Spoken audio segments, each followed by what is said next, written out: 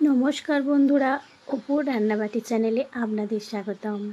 আমি এসে গেছি একটা নিত্য নতুন রেসিপি নিয়ে। সাউথের একটা স্ট্রিট ফুড চিকেন 65 ঘরোয়া পদ্ধতিতে কীভাবে বানিয়ে নিচ্ছি দেখুন। প্রথমে বোনলেস চিকেন নিয়েছি 300 গ্রাম মতো, দিয়ে 1.5 চামচ মতো আদা রসুন বাটা নিয়েছি, দিয়ে ধনে গুঁড়ো, জিরে গুঁড়ো, হলুদ গুঁড়ো, লঙ্কার গুঁড়ো, আবার কাশ্মীরি লঙ্কার গুঁড়ো আর কারি পাতা কয়েকটা পাতা, আর দিয়ে লেবুর রস দিয়ে দিচ্ছি, আধখানা লেবুর রস।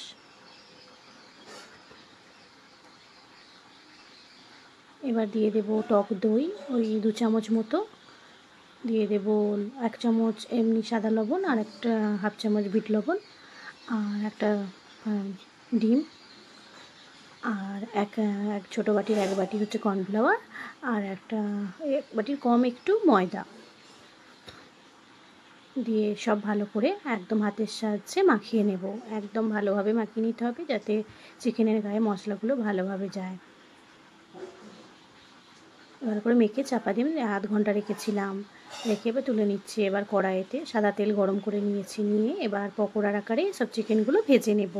বন্ধুরা, আমার ভিডিও যদি আপনাদের ভালো লেগে থাকে লাইক কমেন্ট শেয়ার করবেন, ফেসবুক থেকে দেখলে ফলো করবেন, ইউটিউব থেকে দেখলে সাবস্ক্রাইব করবেন।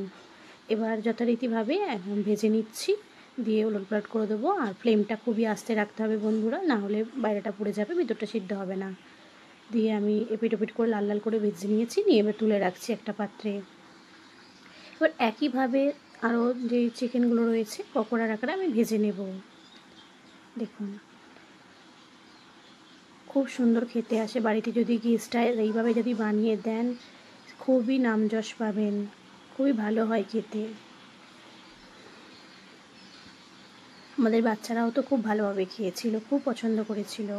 সন্ধেবেলায় তো বেশ লাগছিল খেতে।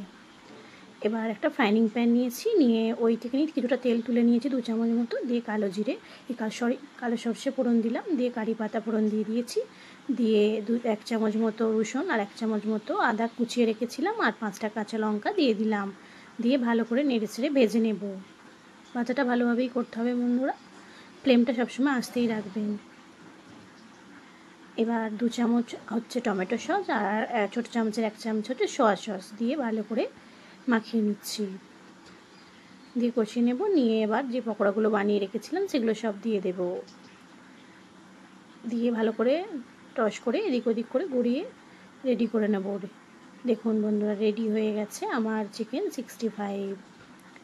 এটা ঘরোয়া উপাদানে করেছি। কেমন হয়েছে বন্ধুরা জানাবেন, ভালো লাগলে কমেন্ট করবেন। এভাবে বানিয়ে খেয়ে দেখতে পারেন, খুব মজাদার হয় এই রেসিপি।